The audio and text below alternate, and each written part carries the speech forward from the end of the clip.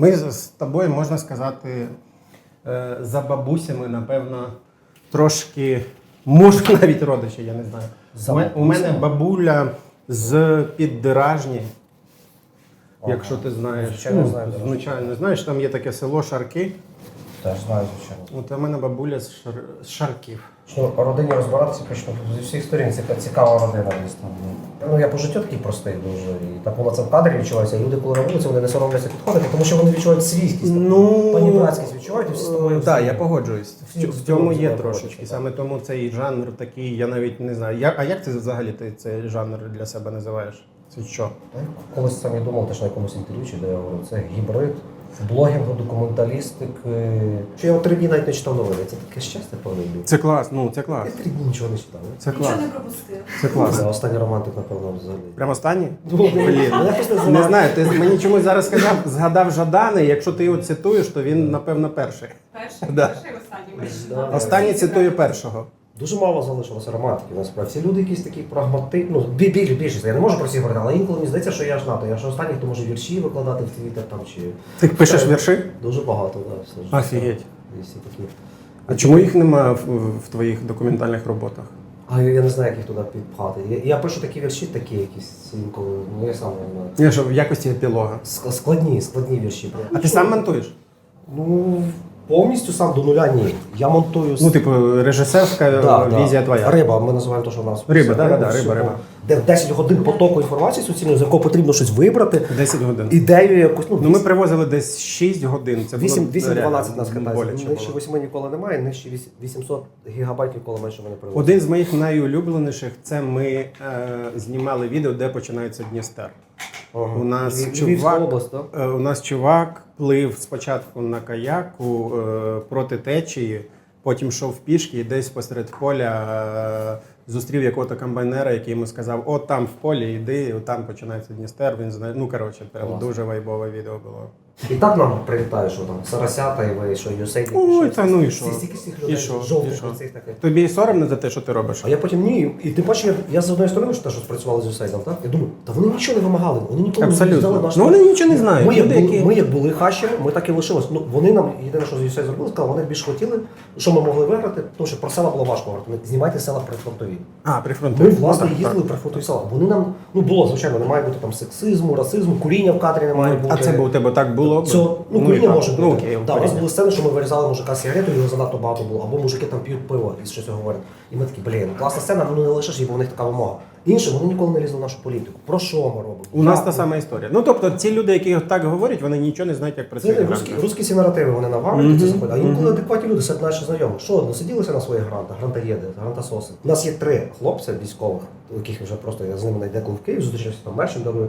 Ну, це люди, які там стабільно від 10 до 20 тисяч щомісяця нам донатять. Офігеть. Просто це кілька, а таких, які там по 1000, по 500 гривень донатять, це сотні військових. А ти запитував у них, яка мотивація, чому вони це роблять? Да, запитував. Я кажу, я не знаю, як віддячно. Він каже, ви мене, ну, каже, я сижу в бліндажах, єдине, що я можу десь дивитися, каже, мене все, бісить, все добре, каже, це краще. Офігеть. А один каже, я через вас взагалі пішов в армію, все, каже, я переосмислив життя, каже, я був російськомовний, що каже, хлопці, я хочу, кажу, в мене є можливість, зараз я хочу, кажу, в мене сильно, каже, той каже, я не одружений, що там, каже, я вже додому батькам на ремонт, і все висловив, хочу, каже, для мене 10 це так, кажу.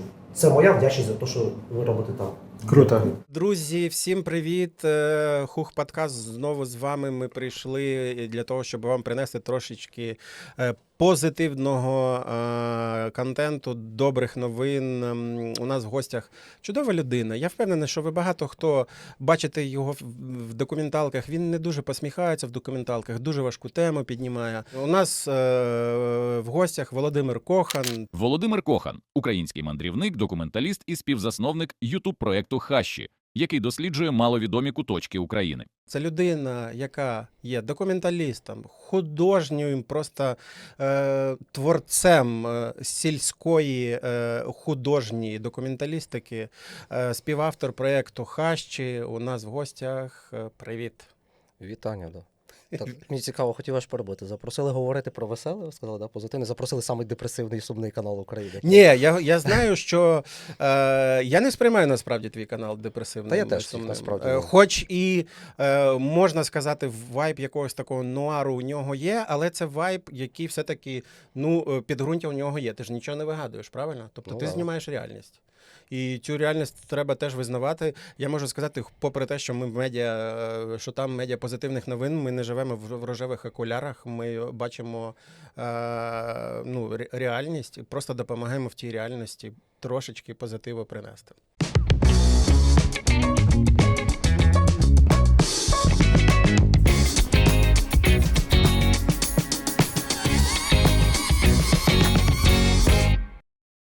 Новин зараз в стрічках багато різних негативних. Що в стрічках доброго зустрічаєш ти? Може, згадаєш? Родилася панда в зоопарку. На жаль, вже немає цих нових, їх би Та хотілося. 100% є. Але я, в принципі, класичні новини перестав дивитись, коли це асоціація новин одразу з телебаченням. Це зараз Телеграм гортаєш стрічку. Якось. Я задумався, зараз про всім. Єдине, що саме позитивне за останній час, таке глобальне, про що я подумав, це як би це не звучало зараз знов так. Абсурдно, не абсурдно, дивно, непопулярно, нестандартно, нетривіально. Для мене дуже радісна прямо новина. Та якому вони не були форматі, дивному, незвичайному, але що почалися прямі перемовини між. Зрозуміло, знаєте, з ким. Нічого собі. Ти сприймаєш, це хороше. Я вважаю, що це позитивне в будь-якому випадку, тому що в будь-якому конфлікті всьому має бути розмова. Якщо немає розмови і впертість оце, там, лідерів, не лідерів, попри всю ненависть, попри все, це призведе лише до згубних наслідків. В даному випадку ми говоримо про себе, нам та інша сторона не цікава. І ти розумієш, щоб далі не було цих згубних, я так розумію це принаймні, щоб не було цих згубних наслідків, так потрібно розмовляти. Я не знаю, про що вони там будуть розмовляти, яким чином розмовляти, але я така людина по життю, я ненавиджу конфлікти. Було в мене в відносинах, чи ще десь, чи в сім'ї, це з дитинства так бувалося. Я намагаюся це мовою діалогу вирішити. Бійка, розборки – це саме дно, це саме останнє, що може бути. Ми вже маємо їх, і дуже жахливі, найкровавішу війну після Другої світової на території Старого світу, цивілізованого світу. І скільки це може продовжуватись, там 4-й рік пішло, лупиться все. Тому я вважаю, це супервелика така позитивна новина.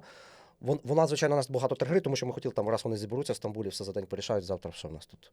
Мир, перемога, теж не перемога, чи хоча б там мир, не зрозуміло. Це щоб буде дуже довго тягнутися, це як там F-16 там рік давали, новина за новиною. А тут, уявляєте, мир потрібно.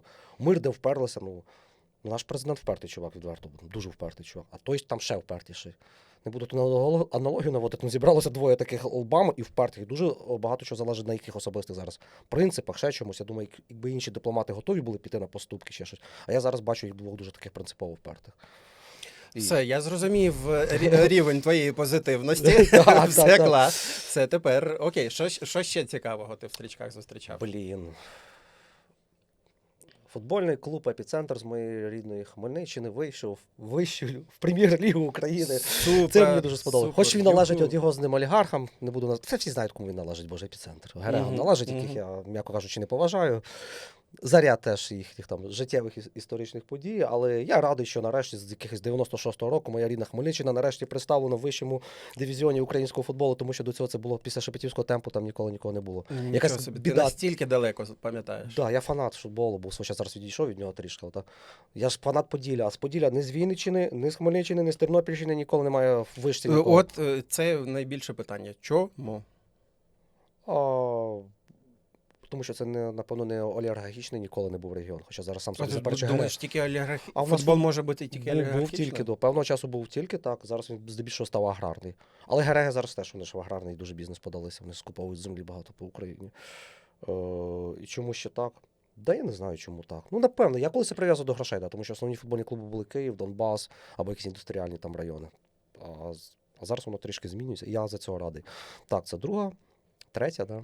І розход, третій розход. Да, мені сказала подруга, але що поки що це не перевірив. Один з моїх улюблених виконавців за все життя. Це не про Україну, це про світ. Так, давай. The Cure готують новий альбом музичний. Для мене це дуже приємно, я такий радий. А і в Паліндрома має вийти новий альбом. Паліндрома теж має вийти новий прям альбом? Так, начебто Паліндром. І ще, по-моєму, якщо не помиляюсь, теж гурт, який я зараз дуже люблю, такий маловідомий, Село-Близнюки, вони теж щось готують новеньке. Це прямо така, якщо в простому культурному, для мене це таке піднесення. Супер. Я тоді нам трошечки підкину інших новин, різних, цікавих, класних. І ми з тобою їх трошечки обговоримо. на минулому тижні, можна сказати, у нас був 15 травня, День вишиванки, величезну кількість, ну просто неймовірних фоток ми бачили. Просто вишиванки у людей на різні смаки. І от до цієї новини я хочу підв'язати наступну. В зоні відчуження знайшли вишиванку віком понад 100 років, і її відтворили майстри. Чим вона мені здалася дуже цікавою? Ну, по-перше, звичайно, що ми через вишиванку зараз.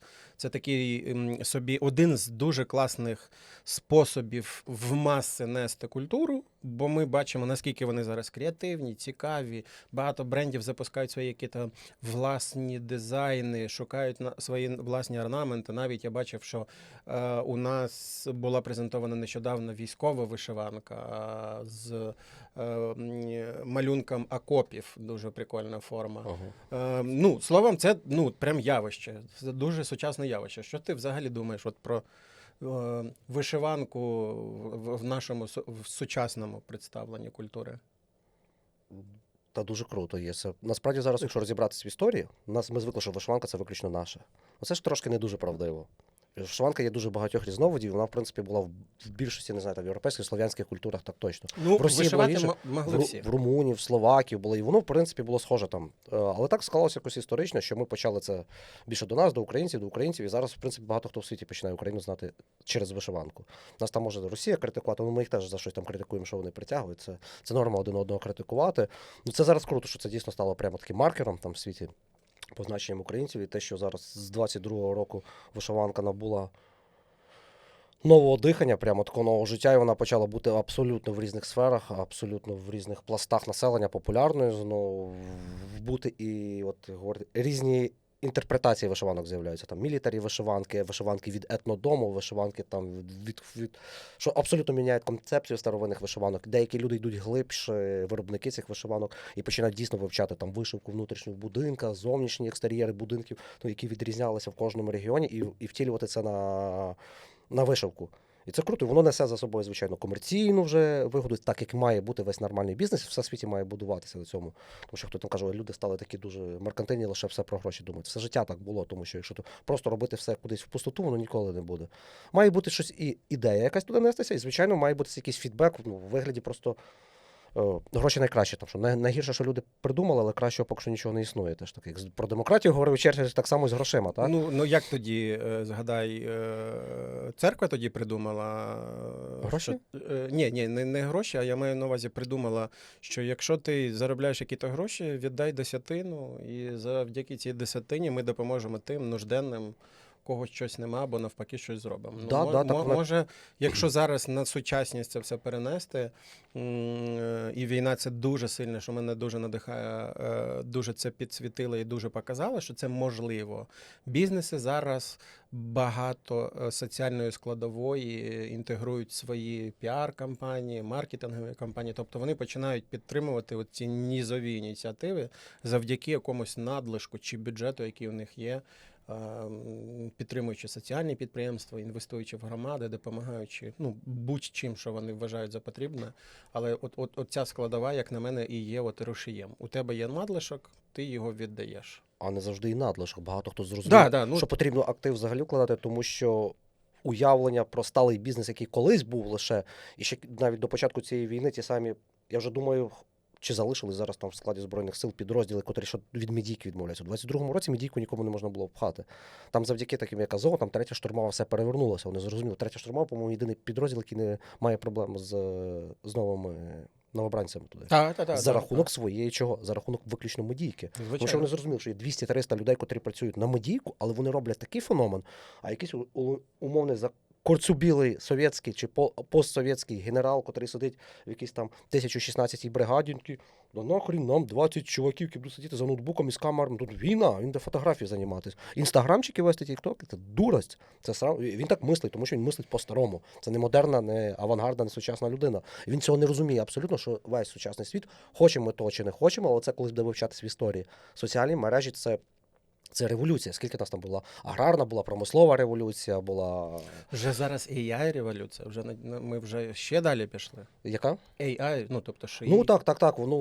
Я загалом це з часом інтернету і соціальних мереж. Загалом я це приписую в інтернет. Я думаю, воно десь одної буде йти кахорти, хоча може б там ділитися буде на підрозділи. Ну, напевно, я Тому що соціальні мережі можу сказати, я підтримую тебе, що вони пов'язані з появою інтернету, але якщо все-таки казати технологічно, AI, напевно, це ще більша Тому революція. що ми ще не усвідомили повністю інтернет і соціальні мережі. Про AI, що тут взагалі говорити. Кажу, ми цього не усвідомимо, так працює людський мозок, і все це усвідомлять ті, хто буде писати історію про сучасну добу, коли нас не буде в живих. І ти думаєш, будуть писати про те, що цей унікальний підхід третьої штурмової до ведення величезної медійної складової в підтримці підрозділу, це їх ноу-хау таке, якого, насправді... Я не думаю, що це їх, хоча в війську мені зараз важко сказати, може хтось там перший зробив це. Згадай, я не знаю, умовно вони зараз самі медійні, самі відомі. Війна в Іраку, навряд чи ми з тобою пам'ятаємо, не знаю, там який-то 88-й корпус американської армії, там, не знаю, у нього продакшн, який робить, як ми там, не знаю, А цього не було, тоді це й не щось. потрібно було, це 80-ті роки були, люди не жили в соціальних мережах.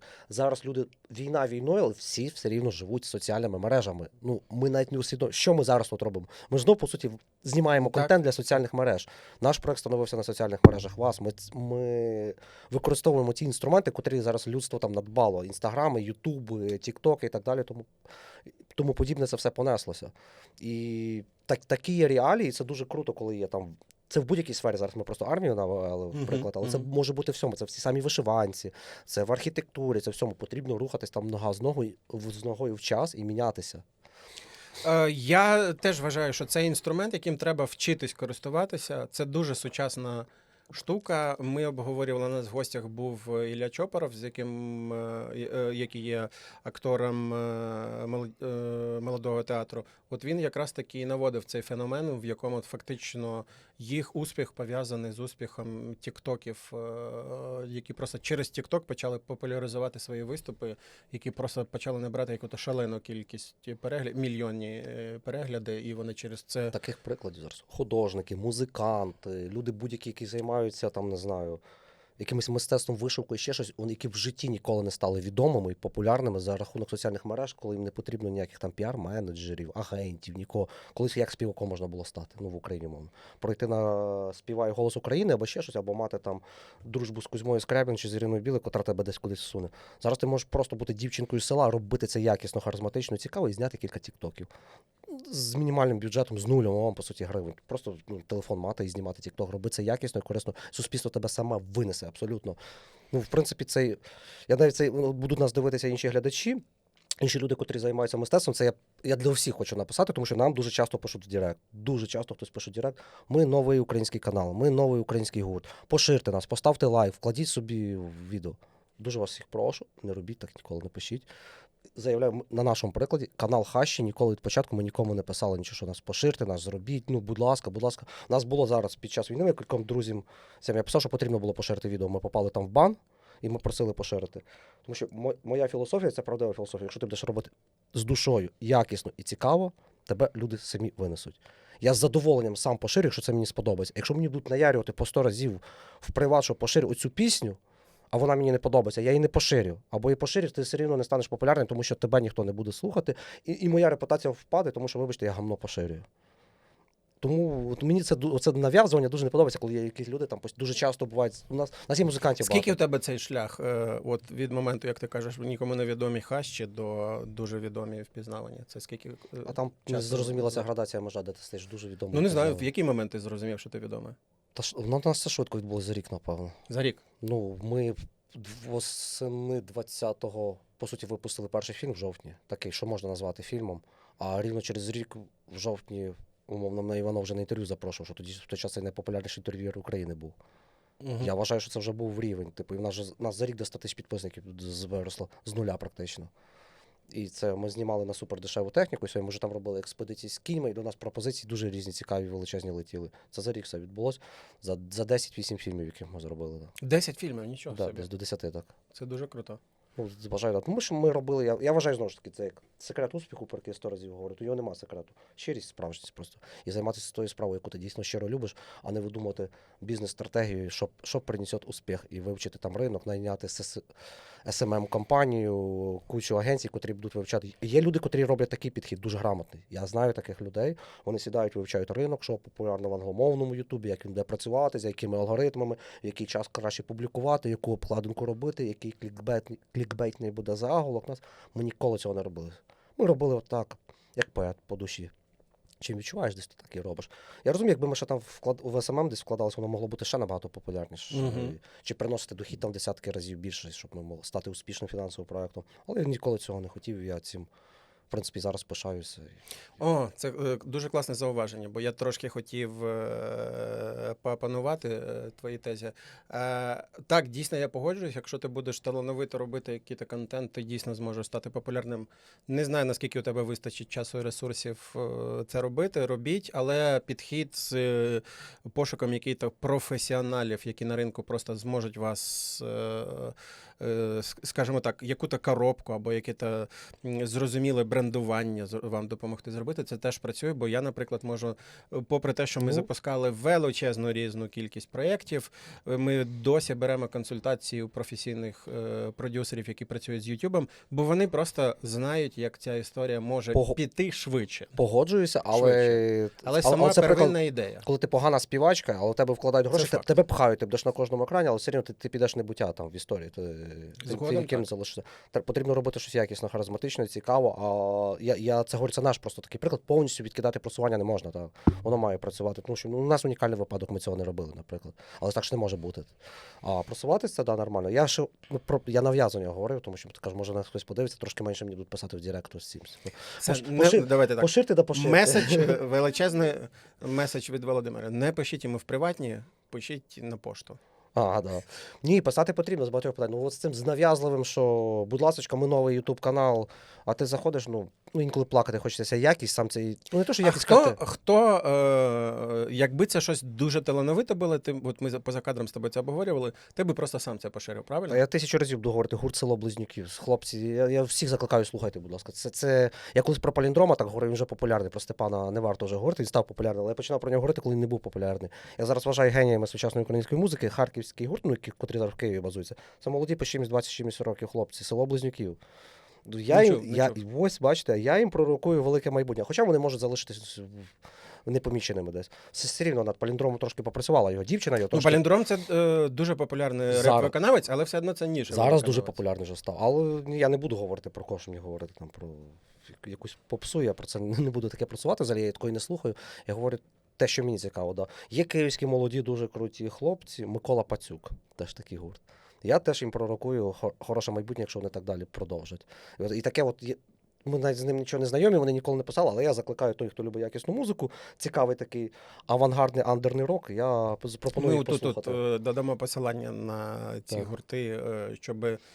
Бачите, і просити мене не потрібно. Так, і просити не потрібно. Я зрозумів. Тому що мені це подобається. Формула зрозуміла. Ще наступна новина, цікава, досить цікава, контроверсійна, як на мене, але цікава.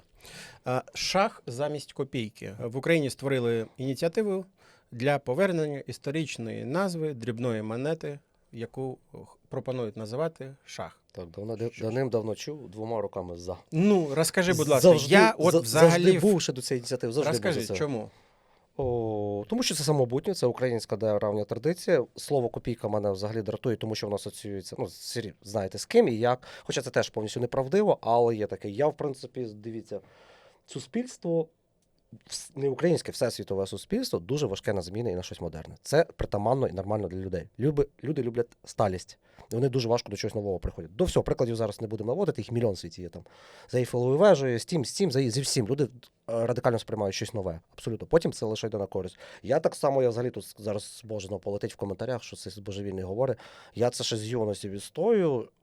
Паралельне впровадження в Україні латинського алфавіту давно. Про це навіть ніхто не говорить. Латинку, ні, не були. На прикладі Сербії. Це мають розробити. Я за лише, тому що кирилиця, попри історичну там традицію, прикол, це з 10 століття, що це наше, це самобутнє, вона нас віддаляє від цивілізаційного світу. Це не проблема там, але це один з поінтиків, які нас затягують. І тягнуть трошки свою резервацію. Чому ти думаєш, це нам допоможе? Або не знаю. Це іноземцям приємніше сюди буде приїжджати, сприймати інформацію на вулиці. Це нашим буде легше вивчати і іноземні мови, ну там англійську, іспанську, так далі, тому подібне. Це просто нас наблизить до певного цивілізаційного. А як же буква «і» наша? Я не кажу відкидати її повністю. Я ніколи. Тобто ти маєш на Я увазі хочу адаптувати як якось, Сербія, так? приклад Мгм. Сербії. В Сербії паралельно два алфавіти працюють на державному рівні затверджені. І має бути така мова. Я би хотів, щоб у нас такий був приклад. Ну це надто складно. У нас тут шаги сприймають, так що ж про це всі говорять. Хоча, по-моєму, це питання не мало би обговорюватись. Так само я ж розумію, на жаль, цього вже не Ну, стане. я знаєш, що мене трошечки, ну не те, щоб обурює, всередині трошки розриває. Ну, у нас же ж як зазвичай буває, починається якась ініціатива, ніхто нічого толком не знає, історики кажуть, так, це було, дивіться, отут написано. А суспільство ні. А суспільство ні. Ну так може Так у нас про треба Різдво, провести про якусь Томос, інформаційну про все. кампанію, в якій Так трошечки от ми про це пояснити. говоримо. Зараз будемо пояснити. Ми ж з тобою не держава, звичайно, що якщо держава пропонує, або там хтось державники, які то пропонують це зробити, ну може це все-таки має бути Що якесь таке держава? пояснення. Держава це ж не одна людина, це складова там з сотні тисяч державних службовців, з 80% яких просто ходять з 8 до 5 на роботу, теж і в них свої проблеми, сім'ї, пасіка, не знаю, город, не город, там що ресторан. Люди живуть своє життя, і насправді мало хто цим горить. Проблема. Ну, тут я не знаю, чи всього світу, але у нас в Україні проблема, що 80% людей не на своїх місцях знаходяться. Не то, що на своїх місцях, що вони погано цю роблять роботу, вони не живуть цією роботою. Вони можуть її робити як там нормально. Вони не виконують той мінімум, з яких з них потрібно. Відробили і пішли, але вони не живуть цим прямо. Щоб щось робити якісно, потрібно всім жити. Всі байдуже, всі якось так, якось там буде. А багато хто намагається нажитись, чисто корупційні схеми, якщо там немає якоїсь цього вигоди, вони цим не будуть абсолютно займатися. А треба якихось таких, щоб як я, таких сумасшедших, яких щось горить, до яких щось там типу тягне. Ну це не я не говорю про владу, я не дай Бог туди нікуди не піду, ні за яких обставин. От бачиш, а як вас заманіть туди? А ніколи, тому що я дуже важко сприймаю критику. В нас, ну, я зараз теж працюю з психотерапевтом, що це було. Буду так казати. Ну, Володимире, звісно, шах, це купюра нормальна, але ваші вірші на купюрі це зайве, да? Да. І зі 100 хороших коментарів, якщо один поганий коментар десь там в Ютубі прилітає, мене потім трошечки це Ти читаєш коментарі всі під Ні, не відео? всі, це неможливо всі прочитати, але деколи буває щось прилітає, чи в особисті хтось напише якусь дурню, мене це задіває. Там хвалять, я це все, ну це норм, а хтось щось погане, я такий, мене це ж прямо розчаровує. Я зараз дуже з цим працюю, щоб цього позбутись, тому що розумію, у нас вже там, якщо всі соцмережі понад 500 000 аудиторія, ти не можеш, ти навіть мертвих всіх не задовільниш. Ну, ти неможливо всі... Не так вмер. Стерненко не так вижив, написав, мені так сподобався його твіт цей, да? Не так вижив. Там людину стріляють, а там прилетіло стільки. В нас там берете гранти погані, зняли про війну, хайпитесь на війні, знімаєте села, в країні війна, ви знімаєте про села. Що б ми не зробили, я б був отак мовчати в кадрі, мене знищать. Я постержусь на лисо, мене знищать. Ну, знайдеться 1-2%, котрому це буде не подобатись, і ось такою піною біля губ вони будуть писати в особисті, і їх це буде приймати. Чому ти Зеленського закритикував відео? Ти працюєш на Пороха, не пахнуть шоколадні гроші. В іншому відео я щось сказав проти Пороха, продали з офісу Єрмака. У нас в кожному відео є оця категорія цих я їх називаю це сумасшедші люди, котрі от впоролися або в Порошенка, або в Зеленську. У нас немає там ні за Тимошенко, ні за Ляшка, ні за Януковича, ні за Кучму. От тільки Слава Богу. Порошенко і Зеленський. Це два якихось табори, таких. В нас в країні війна, вони забули про все. Їм от просто їм всюди мерещиться, що всі працюють на... Або ти працюєш на гроші Пороха, або на гроші Сороса, або на гроші Зеленського. Тисячний раз повторюю, нам чхати на всі і на вся. Ми показуємо правду. Ви передивилися десь останній сезон, скільки коментарів проєкту Хаща. Чесно, а да, я щось відійшов від Я теми. трошки поверну нас в тему. Все-таки, і ми цікаво це зараз вже почали обговорювати. Все-таки ти вважаєш це на часі? Ну, умовно кажучи, ми зараз багато чуємо, що щось, якісь зміни в країні відбуваються, це не на часі, війна, всі ресурси на війну. Шах, це зараз взагалі наскільки актуальна історія? Саме актуальний час. Тому що якраз війна це такий, ну, як Грицак говорить всі історики, що війна це нормальний для суспільства, але це момент такого переродження нації, переродження країни. Якщо зміни не зараз проводити, вони потім ще важче будуть проходити і ще болісніші будуть. Якраз це час. Я вважаю взагалі, що ми профукали, ми армію дуже замінили, але це теж це ідейно дуже важливо, і це дуже важливо для нас було би традиційно на початку війни змінити, як це правильно називається, ієрархію, не ієрархію, систему назв підрозділів військових звань. Ні, я- військові звання змінилися ж. Ніхто Ну, а не як там вже ця історія з трошечки- сержантами? і так Воно далі? трошечки лишилася, але система ця рота, взвод, полк, А, ну, то в батальйон, цьому сенсі. сержант, А ти майор. хотів би, якби, щоб це В було нас б є докурені, да? прекрасніша традиція є упівська, козацька, унерівська, найцікавіша в світі, звичайно. Курень, сотенний, Ну, я так розумію, десятник. що там же ж історія була з Отаман, там- реформою з НАТО пов'язана, ми ж не можемо просто взяти. Це назви, чому не можна? А, ти хотів на- саме назви Я, просто по-моєму, так залишити. само окей. назву. Чому ми маємо досі там називати, як це, якийсь полковник? Ні, хоча полковник, по-моєму, був в армії у Нерда. Ротний, рота. Ні, все має бути там сотений, десятиний. Це мені дуже сотник, так. Пан сотник. І це було б традиційно, красиво і дуже круто.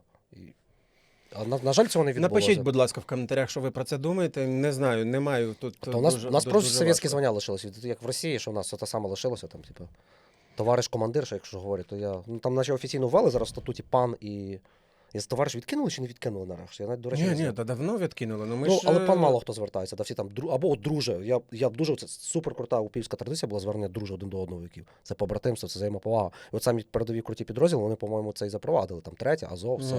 да, Тому що вони використовують Коли дружбу. люди йдуть разом, ну, на смерть, будемо говорити, між людьми має бути довіра. А оцей підхід, я пан начальник, гражданин начальник, щоб тебе боялися, ми маємо від цього відійти. Це давним-давно не будується так нормальне суспільство і нормальна армія. На страху все, на заганянні. Я так вважаю. І, в принципі, я тут переконаний, що я на 100% правий в цьому аспекті. Я не хочу тут навіть полеміку, якусь там дискусію про це проводити. Куча закостенілих архаїчних людей зараз ну, от він такий там розумний, щось розказує. Да, я про армію не буду я до неї лізти, я ніхто там до армії, абсолютно людина, але як якась людина, котра десь там висловлює якісь публічні думки, до них хтось дослухається, десь хтось що. Я думаю, ми це профукали, держава це мала робити. Зараз на 4-му році війни це трошки важко. Якби це зробили в 22-му, коли армія оце популярна, всі йшли в армію, зараз би всі звикли. Зараз на 3-й рік би ніхто не говорив. Зараз би у нас в новинах все писалось там. Сотник 122-го куреню імені Богдана Хмельницького з Покровського напрямку заявляє. А так ми досі.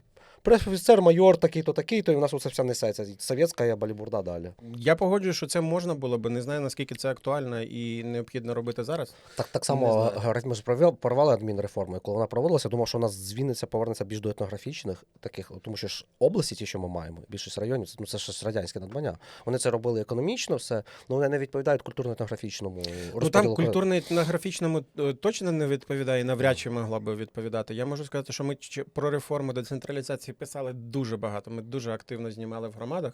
Ми там з 1400 громад, які зараз є, там більше ніж 200 знімали про них щось. Можу сказати так, але насправді згадай цей період, там дуже багато громад, які об'єдналися самі, а багато громад не хотіли об'єднуватися. І їх фактично адміністративно об'єднали. На жаль, чому вони не змогли, ну не знаю. От І то, що об'єднувалося таке. Я тут навіть про назви говорю. Ми не позбулися назви району область. Ну, просто Совєтський Союз Совєтським Союзом, самий натуральний. Я б давно варіантів у нас історичних, котрих можна просто відкладати, тисяч назвати. Там Ну там, наскільки я знаю, це ще полки, землі. там ще була історія пов'язана з Конституцією. Там треба було дуже багато змін в Конституцію провести. Ну от ми У нас коли потрібно, то закон Напів. міняється і Конституція за вечір, умовно. Ні, А- ну а коли не прийняти ми можемо за Ну, вечір, можемо. але змінити навряд чи. А коли не хочуть, то починається мільйон. Ми не зможемо змінити Конституцію. Все можна. Головне Ні, бажання. я маю на увазі, що це довший процес. Можливо, Та звичайно. навіть ніхто не можливо. запускав ініціатив низових Ну, на рівні так. цього, щоб. Але таке потрібно робити. Давай тоді ми можемо просто розпочати. Дніпропетровська область, і У нас- Кіровоградська досі. Да, вже Да, скільки да, років? да. У нас я з тобою погоджуюсь. Нам треба зробити петицію. Підписана вона буде в Кохан і на зміну назв областей. Але я погоджуюсь з тобою. Дніпропетровська область мені теж дуже сильно. Я би і область відкинув, я би це Кіровоградська, називав Січеславський полк, умовно. Або Ні, Січеславська земля, а райони я би полками назвав. Напевно, би це так було. Я розумію, що вже територіально адмінкордони міняти областей цих земель чи полків, це вже складно, тому що інфраструктура, залізниці, дороги. Інфраструктури, там і бюджетів багато Да, зав'язаних. все- Там все думаю, технічно це буде просто Хоча майже неможливо. адмінкордони губернії Російської імперії на території сучасної України мені більше набагато подобалось, ніж адмінкордони. Вони відповідали, кажу, змістовно більше цій землі. Подільська губернія, Волинська губернія, Київська, Полтавська. Тому що зараз я тисячний раз провожу приклад по своїй Хмельницькій області. Між Шепетівкою і Кам'янцем-Подільським проваля в 20-10 голів. Архітектура, мова, ландшафт, вишивка, культура, все, тому що то Волинь, Полісся, по суті, а Кам'янець-Подільський – це Поділля. І між Кам'янцем-Подільським і Подільськом, то, що колись називалося Катовська, там, Бірзула, по-моєму, чи як вона називалася, Одеської області, півночі, набагато більше спільного, Подібного. тому що це колишня Подільська губернія, хоча вони навіть між собою не межують, між ними ще Вінницька область посередині. Я поняв, ти зазіхаєш на Одеську область, я поняв. Так. Це відновлення Подільської губернії.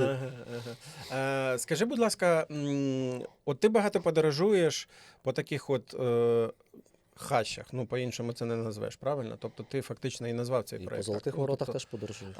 По Золотих Воротах теж подорожуєш. Як ти взагалі побачив? Взагалі, по твоїх відчуттях, реформа децентралізації, якщо не брати прям глибинку, спрацювала? От ти їздиш регіонами. Чи ти бачиш зміни, які то відбулися? От з 20-го тим більше року? Да, точно? до війни це прослідковувалося. Воно пришвидшило вимирання тих сіл, що мали вимерти, а деяких вона почала розвивати. І це, в принципі, нормально все. Просто відключили штучний апарат утримання дихання оцих сіл, котрі і так помирали, і вони це природні, вони мали померти. Просто це децентралізація, там медицина, освіта, закрили ці всі школи. Ну це просто було висмоктування бюджету. Мені це болісно. Моя особиста школа, в котрій я навчався, в котрій я виріс, це приїжджав півроку назад, мені вже вибиті вікна, вона там все розграбовується, але іншого шляху немає. В ній навчалося в останні 27 чи 30 учнів. Обслуговуючого персоналу плюс-мінус стільки само. Опалення це гігантської машини, це все. Я зараз не хочу суму, це мільйони, десятки мільйонів гривень на рік. Угу. Люди, звичайно, коли закрили, там чуть не мітинги, бідкаються, плакаються. Бо люди так це сприймають, але коли сісти самим порахувати, ці самі ОТГ отримувати таких 30 шкіл чи 25 по району. Ну це неможливо. Такі самі лікарні, ці ФАП.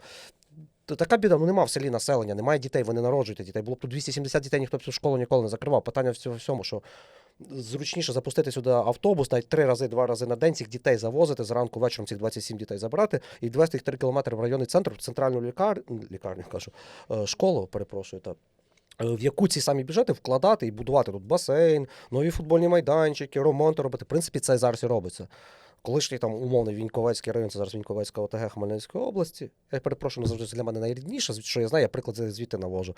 Там було умовно колись там 20-25 шкіл. Угу. Зараз залишилось 4-5 шкіл. Але фінансування плюс-мінус яке було, таке залишилось. Але ці школи явно почали покращуватись. Центральна школа Віньківська, яка була типовою радянською обшарпаною школою під кафелем, зараз виглядає пристойно. Там не рівень Швейцарії, але рівень якоїсь Словаччини, школа вже починає, і зробили ремонт, фасад, міняється, на це приємно дивитися. І я вважаю, що краще вчитись в такій школі, і дітей сюди будуть звозити, і тут 1000 дітей, у них соціалізація відбувається, в них нове обладнання, нова інфраструктура, ніж вони сидять в старій школі в Слобідці Охрімовецькій, яка ще зроблена з панських конюшень, з дерев'яною підлогою, їх там 26 людей, але вони нікуди не їздять. А тітки, які в цьому селі працювали, звичайно, це їхня робота. Її чоловік кочегаром працював, вона ходила тут. В них звикли. Вона отримує 10 тисяч, він там 8 тисяч. Вони не хочуть, а тут їх позбавили роботи. Для них це трагедія. Їхню дитину потрібно відправляти в райцентр 12 кілометрів їздити. Але логічно, з точки зору держави, тому я, власне, не пішов в політику, мене запрошували колись в ОТГ наше Ти б працювати. закрив всі школи по району. Та не то, що школа закрита, це просто приклад за школа. Таких дуже багато різних аспектів, пунктів. Люди цього не розуміють. Вони наш патерналізм такий присутній. Я абсолютно тут підтримую тебе. Ми робили відео про медичну реформу первинку, і там така сама історія. Ми намагалися пояснити, так би мовити, на пальцях. Люди не хочуть слухати цього. У нас був один з прикладів, в якому відділення для народження, яке в рік приймає 4 чи 5 пологів, фінансується, так. як ти сказав, якими-то Мільйонами. мільйонами. По-перше, спеціалісти не вміють і вже не можуть. 4-5 разів прийняти пологи, як на мене, для якісного спеціаліста це замало. Так, я розумію мінуси. У нас погана інфраструктура, щоб села, зараз вони колись їздили в райцентр пологовий будинок, це було 3-4 кілометри, їм потрібно в інший, де зараз залишився, це 40-50. З поганими дорогами, інколи немає транспорту, є купа своїх мінусів. Але це не означає, що хтось може утримати під кожних 2-3 кілометри цей пологовий будинок. Це неможливо, абсолютно це неможливо. А люди не хочуть чути. А раніше ж було? Раніше ж підтримували як? Населення було. Населення було. І Податків було кажу, більше, звичайно. В нас була класична диктатура, в якій, я повторюсь, патерналізм присутній диктатурний. Він забирав у людей свободу, все абсолютно забирав, але давав отакі, можна сказати, соціальне блага, хліба і зрелищ з древнього Риму. Це все кидаються. Люди задумав для більшості людей, для тих, хто мислить холодильником, оце когорта населення, вузько направлені з цим поглядом люди, їх це задовільняє. Люди хочуть власника мати, хазяїна мати, котрий за них не все вирішує, але тут поряд теж все є. Коли настає час свободи, оцього ти можеш щось робити, багато всі стають як, отару пустили, стадо пустили, і воно не може без пастуха, вони не знають, що робити. І в них Треба навчати. от поступово відбувається, воно зараз природнім таким болісним шляхом, але відбувається.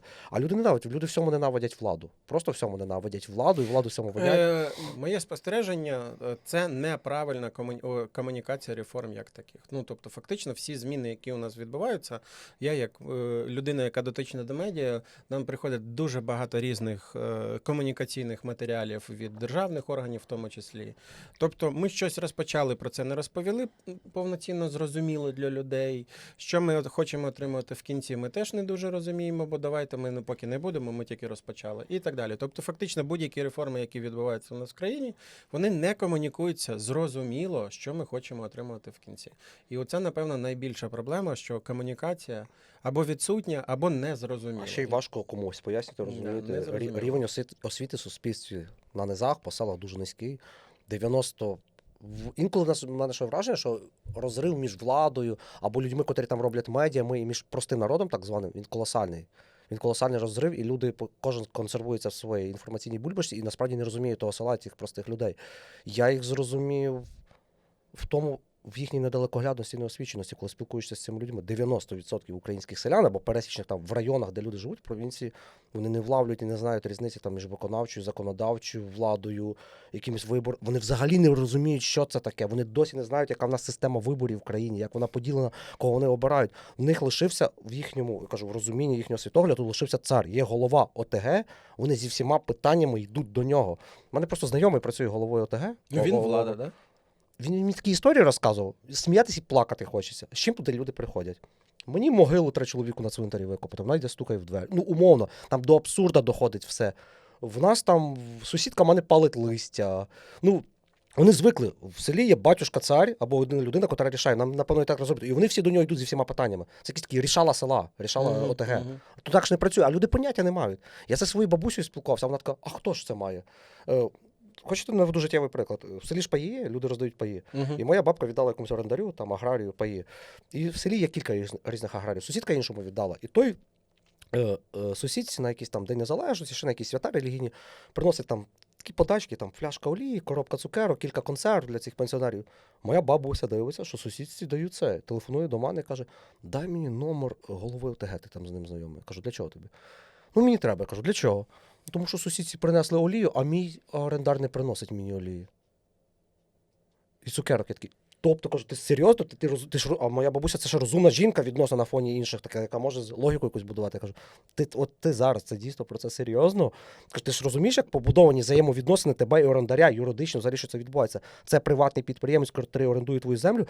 А чого ж сусідці дали? Я кажу, він не зобов'язаний тобі давати. Тому що цього це можна сказати, це мзда, це як подарунки. Хоче людина дарує коханій людині подарунки, хоче ні. Вони партнери, це корпоративне. Він вирішив. Бабуся побачила краще ставлення. Все. А я їй кажу, а чому ти кажу, ти єдине, що тут можеш зробити, взяти собі це на розум, на вус намотати. Через 3 роки, скільки вони там переписують контракт, підпиши з тим, хто дає олію, не підписуй з тим, хто не дає. Вона така, ні, дай мені номер, ми завтра будемо їхати до голови ОТГ.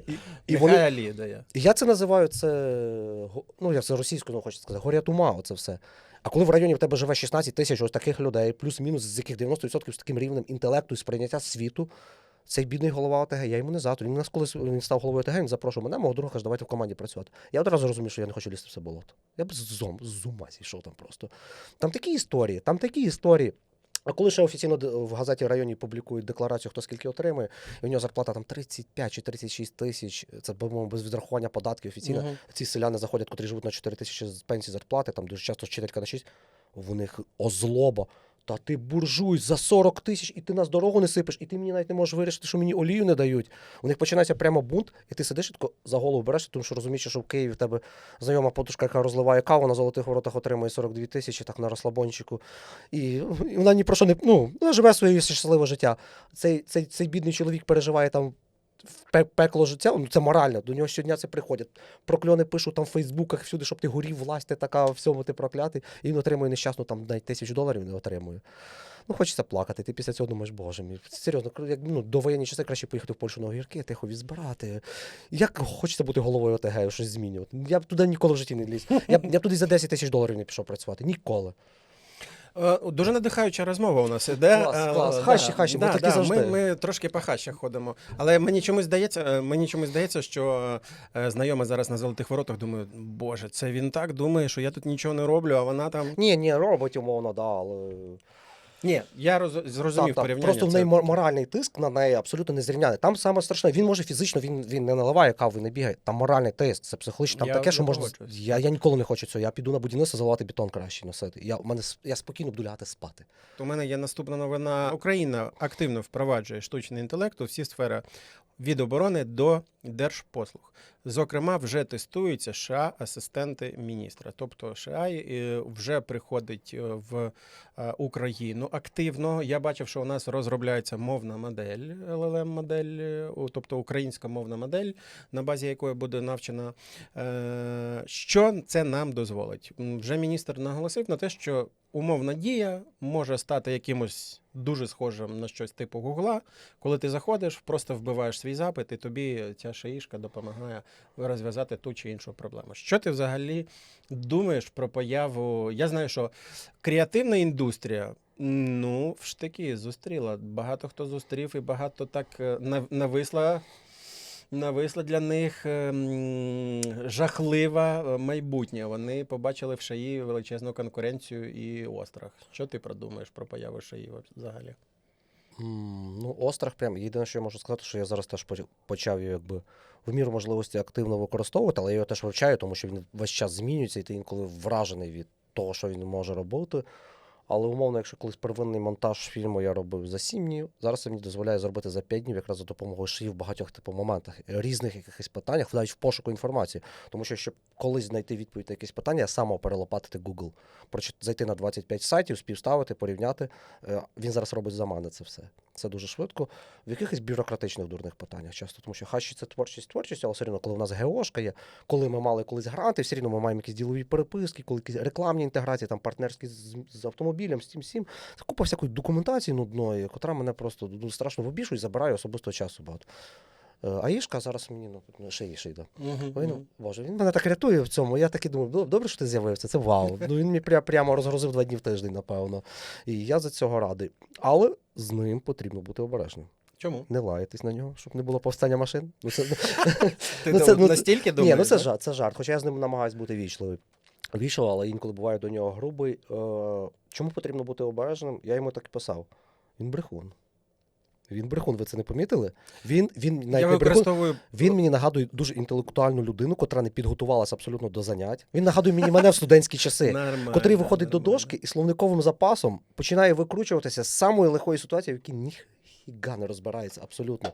Я йому буває задаю якесь питання, от умовно, розкажи мені про своє село Карежин. Думаю, він ж такий розумний, він щось знайде. Він нічого не знає, крім Вікіпедії, десь потягнути. Він мені починає таку, називається водичку лити. Він її так смачно лиє, отак на 10 раз. І там і так, я це все читаю, мені ж смішно починає бути. Кажу, шановний, не лий мені водичку, по факту, знаєш чи ні? І він починає мені далі. Я йому в кінці кажу, ти мене не зрозумів, будь зі мною чесним, я ненавиджу твою цю водичку.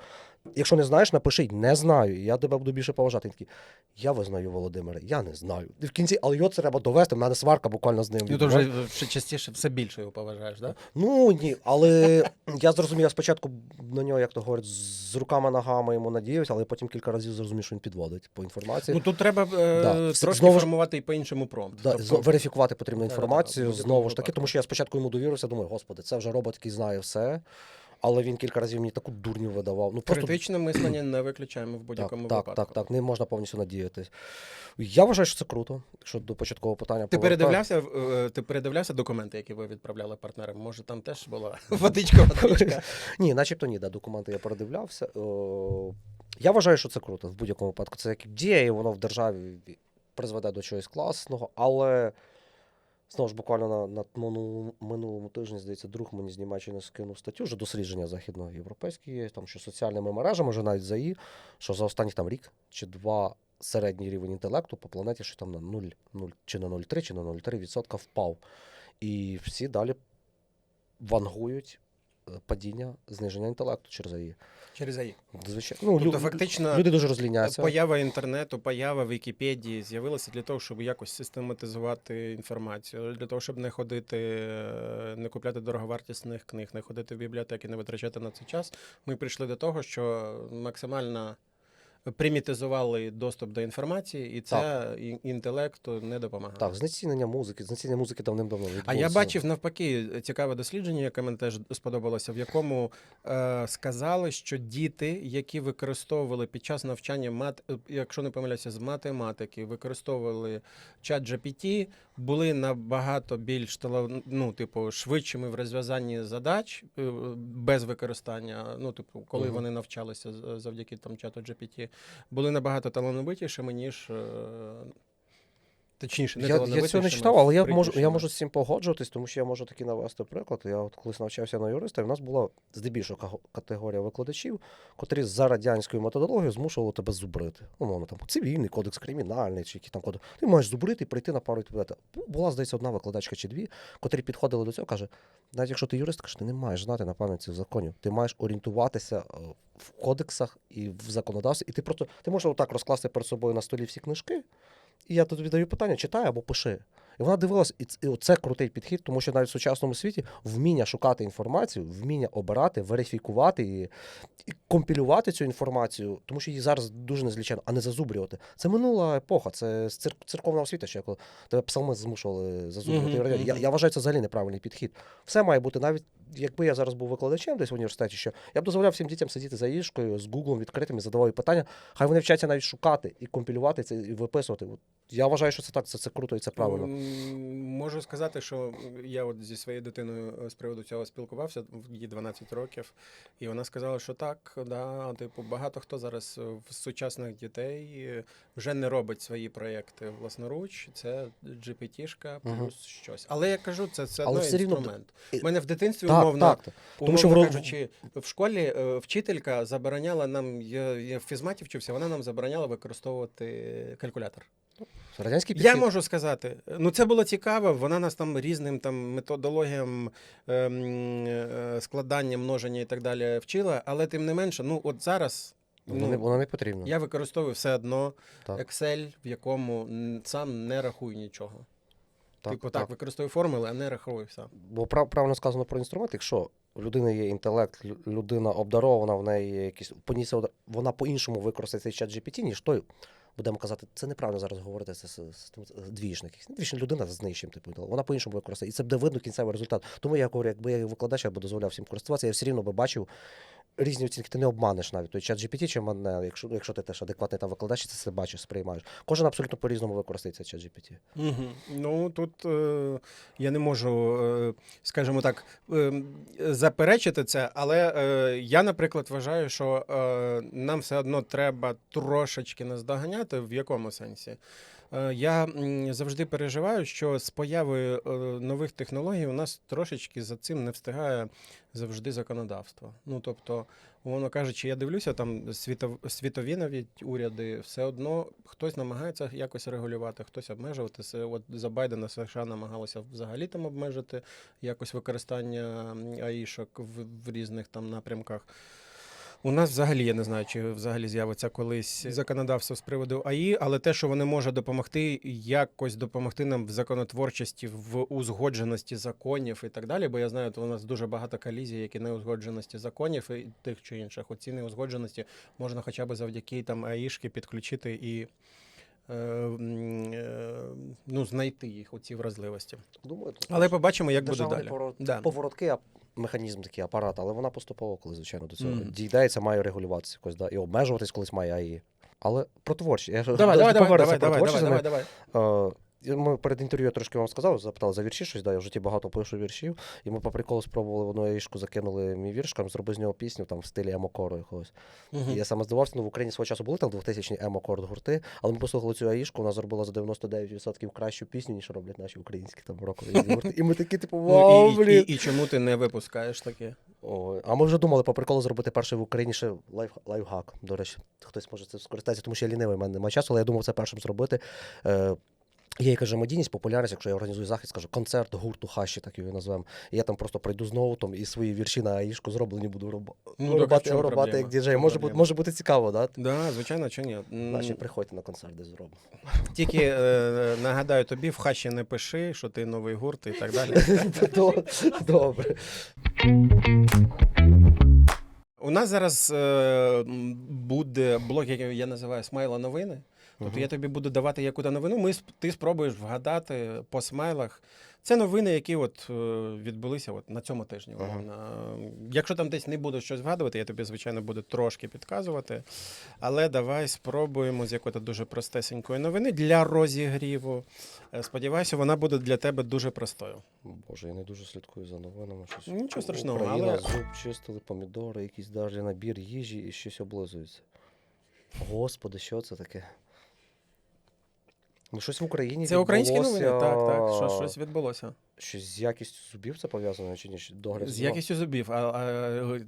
Як пов'язані ці овочі, як ти думаєш? Так, я спочатку хотів сказати, що набір на борщ, ну це не набір на борщ. Це борщовий набір? Борщовий набір, але Але якщо тут так... капусти немає. Ну, вибач, ну, але не всі є в нас, і буряка там немає, але не всі смайли є у нас для того, щоб зробити Так, ну борщ. це ж стандартна новина, напевно, як у нас дуже часто всі новини рахують, як це борщовий набір, його вартість чи ні? Ні, але перша частина, подивись уважно, перша частина, чому зуби, З чому... зубами, от цікаво. Борщ ми зрозуміли, Підказка і така. перша частина. Підказка Це зала. щось з борщем, але от перша частина тобі прям кричить, що саме з борщем. Що Україна, зуби і зубна щітка з борщем. Угу. Стоматологія, гігієна, ні. Так, прям дуже близько, дуже близько. Що може бути пов'язано з щіткою і борщем? Чистка зубів. Так, але чим? Чим ти чистиш? Зубною пастою. Так, і якщо це? І паста борщова є, чи що? Так. Да, прикинь, в Україні запустили зубну пасту зі смаком борщу. Ого, яка складна новина, де це ви ще... Складна новина? Де ви читаєте ці новини? Я точно не читав. Окей. Вау, але цікаво, прям зі смаком борща, зубна паста. Да. Ну, це точно має бути щось дуже з простого. Українська бігуня здобула перше місце в Парижі і Японія. А при чому Японія?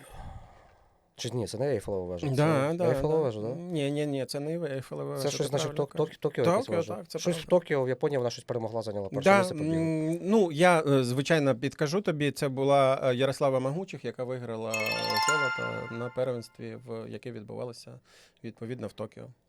Клас, потужно. Лише радий за наших спортсменів. Не було такої новини, не бачив. Я кажу, напевно, новини не читаю. Тут буде складніше, я одразу кажу. Так, Складніше. чай, якийсь коктейль з оливкою. Що там з оливкою? Під мартіні якесь, напевно. Так, я дуже прямо одразу на небо дивишся, щоб я Плюс- тобі одразу підказку. Плюс підказочку бензоколонка і в автомобіль. Так, напевно, новина швидше всього в Україні. Так. З чаю дав. З чаю. і з якогось алкогольного, не алкогольного. Алкогольне є, ну, я одразу Або кажу. якийсь коктейль, або щось, почали робити якесь паливо для автомобілів. Дуже близько, Ну. але от саме замислись, чи можна з якогось чаю і коктейлю робити паливо для... Це так умовно, біопаливо, не біопаливо якесь. Да, але давай спробуємо сформулювати, ну, такий класичний заголовок новини. В Україні винайшли новий вид палива для авто. Сенсація. Це зміни. Ну, мені навіть заголовок більше подобається, ніж є в новині. І що, в чому сенсація? Новий вид палива. Це українці тепер не купуватимуть дорогий бензин. Нічого собі, безкоштовний бензин який-то? Ні, дешевше в А два до рази. чого тут тоді чай і... З екстракту. У нас тепер засіють всі поля А, чаю. чай з екстрактом, божечки, чаю. пальне з А екстрактом. коктейль це щось заколотять чимось, Мгм. типу, ну, ребус такий, типу, і вийде паливо для наших автомобілів. Окей, дуже близько. Я скажу правдиву новину, як вона звучить. З 1 травня частка біоетанолу збільшується, чув. і тепер Чув цю новину. в пальне додають 5% біоетанолу. Визнаю, завтикав, забув, чув. Чув цю новину кілька тижнів тому назад читав, і дехто там прямо з цього робив, типу, паніку, що все там. Ваші... Чому? Я не знаю, чому люди зі всього роблять паніку. Здається, Фейсбуку десь. А, це ти сказав сьогодні, що от люди бояться чогось Всього нового, да, і там починають розганяти. Ну, насправді в Європі до 15% біоетанолу додають, і це Ну, що абсолютно нам окей. Європа приклад, чи що? Чи У ще них не набагато... свободи, нічого в них немає. Це Наші ж люди розводять цю паніку. Зрадоньку, все, на кожному кроці зрада і теорія змови. Ну, тут я погоджусь. Наступна новина. Е, Я вже, якщо чесно, боюся давати тобі якісь новини. Слідча собака кінологічна якась знайшла Так. вибухівку разом з слідчими і перемогла Україна. На якомусь, Так, ну, на якомусь якщо дуже плутано тобі треба було би пересказати цю новину, це приблизно так і було. Наші кінологи, напевно, перемогли на якомусь чемпіонаті, олімпіаді в світі там по пошуку вибухонебезпечних предметів. Новина насправді звучить так. В Києві відбулися найбільші кінологічні змагання під егідою ГУРа. Тобто ми Це Буданов, так? Да, це Добре. Буданов. Посередині стоїть Буданов в шляпі. Тут я найближчий був, напевно. Бачиш, ну, Плюс-мінус. навчився. Передостанню новинку тобі даю. Я дам тобі підказочку. Це новина про музей Ханенків. Якщо чув про такий. А, що в музеї Ханенків ввели аудіогід якийсь? Чи Ні, для ну карти, це для занадто поїзд, чи легко що? було А б. що це? Занадто легко було б. Ну, якась блискавка, щось там відбулося революційне, блискавичне прямо в музеї. Ну, я би Ханенків. сказав, я коли прочитав цю новину, я сказав вау. Слухайте, мені здається, щось я чув десь в моєму інформаційному просторі на минулому чи позаминулому тижні, ну, останніх 7 днів десь щось пролітало пов'язане з музеєм Ханенків. Можливо, для людей з вадами зору аудіо, це я глибоко вже дуже йду, Ну так, та? це занадто глибоко. Ну, Це окей. таке Ну, більше але уявляєте, ширше. їм розказують про картини, вони прям відчувають. Так, круто було. Я знаю, що у нас є такі навіть музеї. Мгм. А що ж тут тоді чомусь слухати картину? Давай я тобі підкажу трошечки. Ага. Ця музика і оця блискавка це електронна, щось електронне. Музика. Плюс Електронна щось музика? Так. Що їх в музеї Ханенків рейви будуть робити? Чи що? Не повіриш, ну фактично так. Дійсно, чому я і казав, що ця новина вау, музей Ханенків проведе до Дня музеїв живий сет з експериментальною електронною музикою для своїх експозицій. Це досить нетиповий підхід, дивлячись на те, що в музеї Ханенків зазвичай виставляються класичні картини, які Ага. є в цій колекції, але вони вирішили отак привернути увагу до свого музею, бо Цікаво. Поєднання модерного Так. з класицистським, академічним. Угу. Ну, я не чув, ні, про таку новину не чув. Остання новина. Дуже сподіваюся, проста. Ой, каже, проста, я не да. читаю новин, скаже Мгм. зараз. Володимир Ну, окей, Володимире. якісь геймерські консолі. Чому це Так. пов'язано? Можливо, якісь Sony PlayStation або Дуже близько. хтось. Клас. Заборонили російське, канцельнули щось, закрили і відправили. Щось з Росією, десь вони всі. Так, Щось так. Ну, а пов'язане з- тепер давай. Ти от все от частково називаєш, але от прям як звучить новина. Блін, як звучить новина.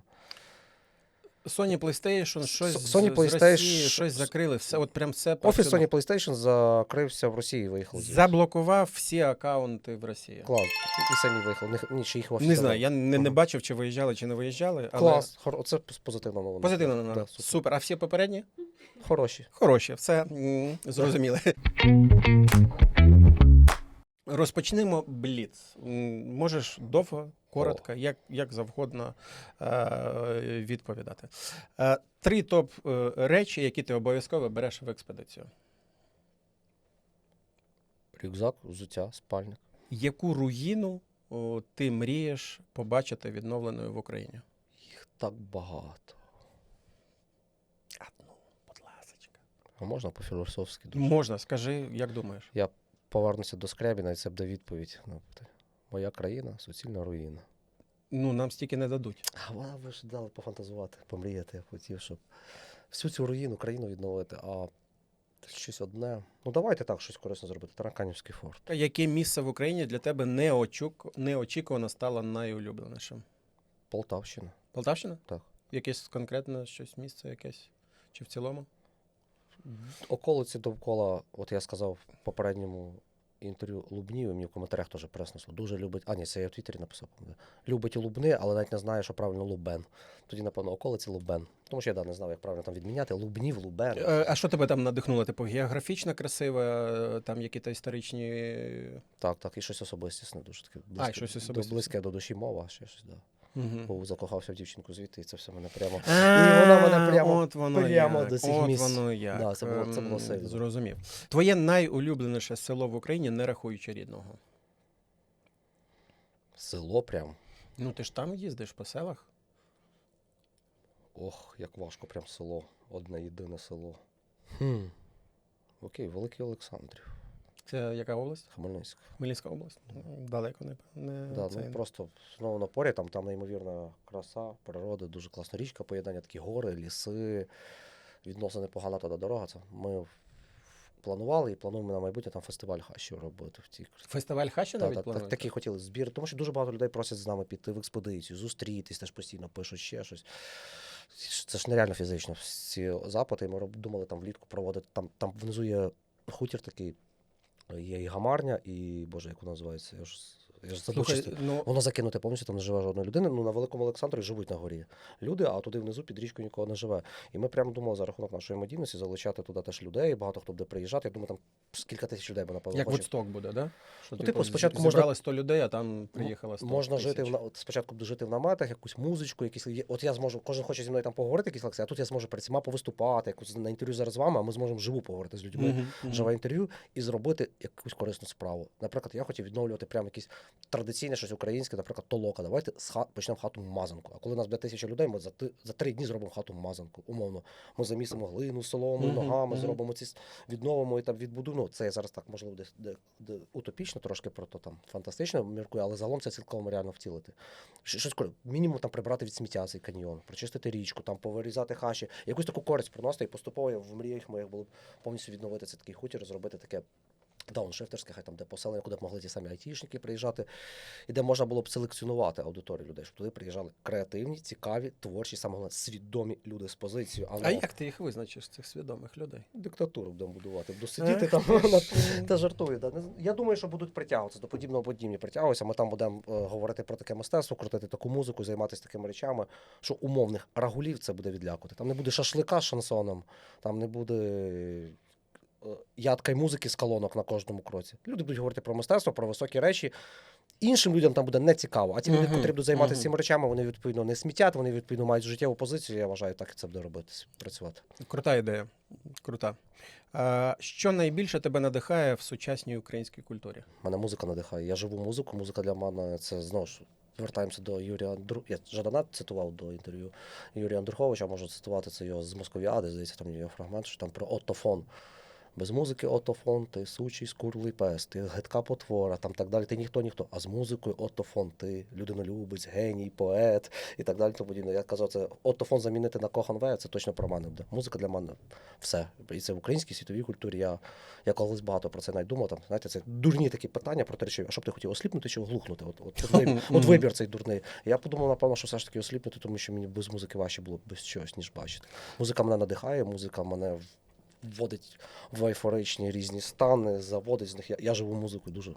А якби тобі треба було вибрати який-то один музичний трек, який би описував твій проєкт Хащі? То що б це Колому було? вниз, пісня Химерного краю. Одне слово, яким би ти описав проєкт Хащі? Щирим.